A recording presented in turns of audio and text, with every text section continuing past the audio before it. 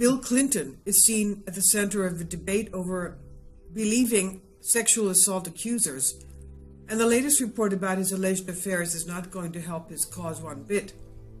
Sean Brown, American Freedom Fighters, reports, "For years we've heard about Paula Jones, Kathleen Wiley, Juanita Broderick, Carolyn Muffett, Christy Zerker, so many names here, all accusing Bill Clinton of sexual misconduct. But 4 new women have come forward with accusations of their own. There's new names now added, and they're not messing around with the former president. According to a report from investigative reporter Ed Klein, the 4 women alleged that Clinton sexually assaulted them in the 2000s when he worked for Ron Burkle for his UKPA companies. The allegations have been confirmed by both highly placed Democrat sources as well as Clinton's own legal team. This is amazing stuff. Even his own legal team confirms this. And apparently they're substantial enough that Clinton is working on writing the women checks to keep them quiet. From Klein's piece on the Daily Mail, we read, attorneys representing the women who are coordinating their efforts have notified Clinton, Bill that is, that they're preparing to file 4 separate lawsuits against him. As part of the ongoing negotiations, the attorneys for the women are asking for substantial payouts in return for their clients' silence. A member of Clinton's legal team has confirmed the existence of the new allegations. According to Klein, the negotiations have reached a critical stage, quote unquote. However, if they fail, these women are threatening to go public with them to completely destroy Bill Clinton and whatever reputation he has left. If they fail, according to sources in Clinton's inner circle, the 4 women are said to be ready to air their accusations of sexual assault at a press conference, making Clinton the latest and most famous figure in a long list of men from Harvey Weinstein to Kevin Spacey who have recently been accused of sexual assault. Klein reported that the alleged incidents took place as Clinton flew around the world with beautiful women on Burkle's private jet, which was often referred to as Air FK1. The women were in their teens at the time. These women at the time held low-level positions in Burkle's company when they claimed to have been repeatedly assaulted by former president. Repeatedly. Clinton's lawyer told Klein, quote, obviously, I'm aware of the allegations, but I can't talk about them, end quote. Worse yet, the latest string of allegations has Hillary's blood boiling. In fact, sources close to the Clintons told Klein that she's immediately offered to send out her detectives to dig up dirt on the women and bully them into silence. But advisors warned them it would not be a good idea in the current environment. And what's Hillary's issue here? Not that Bill sexually assaulted more women or victimized young girls, but that her role as a leader of the resistance, quote-unquote, against Trump would be jeopardized by the new controversy. Quote, in the past, Hillary had a team of detectives that managed to silence a number of women in Little Rock who had complaints about Bill's unwanted sexual advances, said the source. But now Hillary admits there's a different atmosphere in our culture about sexual harassment, and it's not possible to intimidate women into silence about charges once they make up their mind to speak up, of course. Hillary wants to remain in the public eye as a leader of the resistance to Donald Trump and to play a major role in politics for years to come, including maybe even running for president again in 2020, the source continued. She's afraid this latest scandal could destroy the Clinton legacy and torpedo her plans. This is unreal.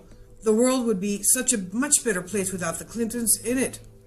Can you imagine if Hillary became president and Bill Clinton was the first man? He'd be continuing all this from the top, from the White House, as the husband of the president. Who would stop him? Nobody. This would be a terrible nightmare. Thank God Hillary is not in the White House. And I stand here in your space, and I say this as respectfully as I can. If you don't tell black people what we need to do. I understand what you're saying. Also respectfully. Yeah. Respectfully, if that is your position, then I will talk only to white people. We'll be back here in 10 years having the same conversation. Don't tell me what to say. and I'm not going to ever call on you. Thank you. Thank you very much.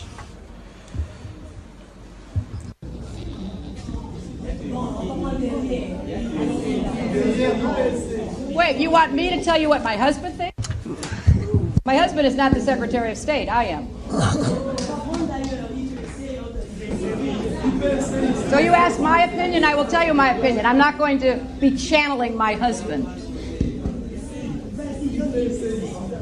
I suppose I could have stayed home and baked cookies and had teas, but what I decided to do was to fulfill my profession, which I entered before my husband was in public life. Will you act on your words and reject fossil fuel money in the future in your campaign? I do not. I have money for people who work for fossil fuel companies. I am so sick.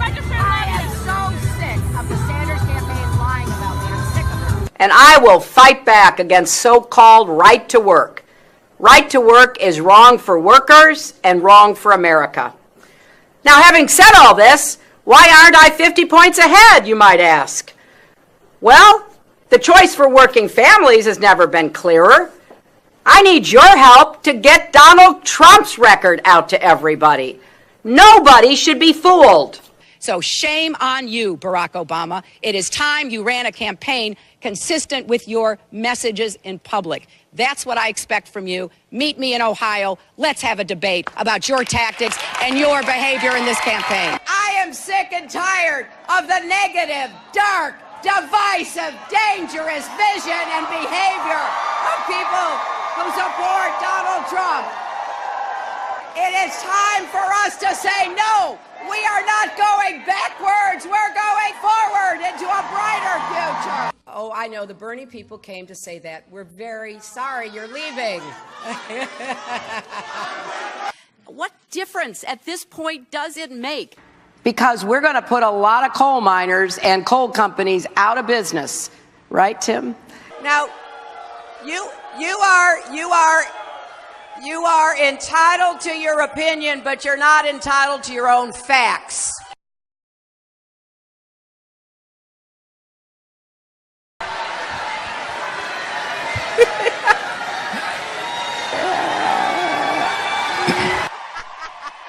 You know, I do hope somebody follows that gentleman out and stages an intervention. Well, first of all, stage an intervention. They are not just gangs of kids anymore. They are often the kinds of kids that are called super predators. No conscience, no empathy. We can talk about why they ended up that way, but first we have to bring them to heel. The emails. Yes. I want to ask you about just one aspect of them, and that's what you told the American people. I did not email any classified material to anyone on my email. There is no classified materials. I am confident that I never sent nor received any information that was classified at the time. I had not sent classified material nor received anything marked classified. After a long investigation, FBI Director James Comey said none of those things that you told the American public were true.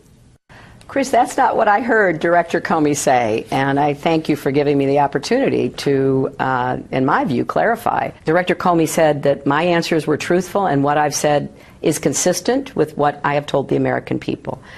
That there were decisions discussed and made to classify retroactively certain of the emails. I was communicating with over 300 people in my emailing. They certainly did not believe and had no reason to believe that what they were sending was classified. Now, in retrospect, different agencies come in and say, well, it should have been, but that's not what was happening in real time. But in a congressional hearing on July 7th, Director Comey directly contradicted what you had told the public. Secretary Clinton said there was nothing marked classified on her emails either sent or received. Was that true? That's not true. Secretary Clinton said I did not email any classified material to anyone on my email. There is no classified material. Was that true? There was classified material emailed. He directly contradicted what... Well, let me just yeah. He not only directly contradicted what you said, he also said in that hearing that you were extremely careless and negligent. Well, Chris, I looked at the whole transcript of everything that was said, and what I believe is, number one, I made a mistake. not using two different email addresses. I have said that, and I repeat it again today. It is certainly not anything that I ever would do again. I take classification seriously. I relied on and had every reason to rely on the judgments of the professionals with whom I worked. And so in retrospect, maybe some people are saying, well, among those 300 people, they made the wrong call. At the time, there was no reason, in my view, to doubt the professionalism and the determination by the people who work every single day on behalf